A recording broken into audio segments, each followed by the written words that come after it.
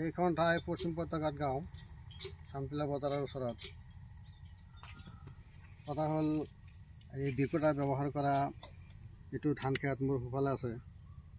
এইটো খেতি বহুত উন্নত ধৰণৰ হৈছে, থোপা বেছি হৈছে, শিপাও বেছি হৈছে, দেখিবলৈ ভাল। আৰু বাওঁফালে যিটো খেতি আছে এইটো মাটিত মাজৰা পোকা বহুত আছে। ডাঙৰ বিকটা ব্যৱহাৰ কৰা খেতিটোত মাজৰা পোকা নাই, এটাও দেখা পোৱা নাই। গতিকে আমি অনুভৱ এইটোৱে কৰোঁ যে নাই, এইটো খেতি বহুত ভাল হ'ব আৰু বাওঁফালেটোতকৈ ইফালে ব্যৱহাৰ কৰাটো বহুত উন্নত ধৰণৰ হ'ব। এতিয়াৰ পৰাই গম পোৱা যায় এইটো। আপুনি বিকটা সম্পৰ্কে কি ক'ব খোজে? আপোনাৰ ওচৰ চুবুৰীয়াসকলক কি ক'ব খোজে?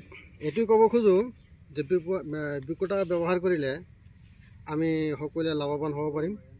ইয়াৰ পৰা ভাল এটা ফল পোৱা যাব, প্ৰডাকশ্যনটো বেছি হ'ব বুলি আশা কৰা যায়। গতিকে ৰাইজক এইটোৱে কওঁ, আপোনালোকে এইটো ব্যৱহাৰ কৰক, তাৰ পৰা সুফল পাব, ভাল পাব, সুফল পাব, আমি লাভৱান হ'ব পাৰিব। ধন্যবাদ, ঠিক আছে। তো আৰু